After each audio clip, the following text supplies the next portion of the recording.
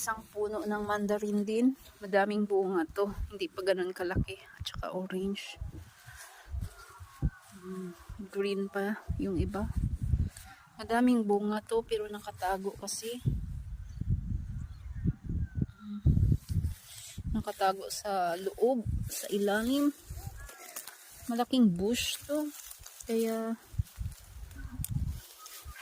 maraming bunga nakatago sa ilalim. Ito may orange na oh. Ayan.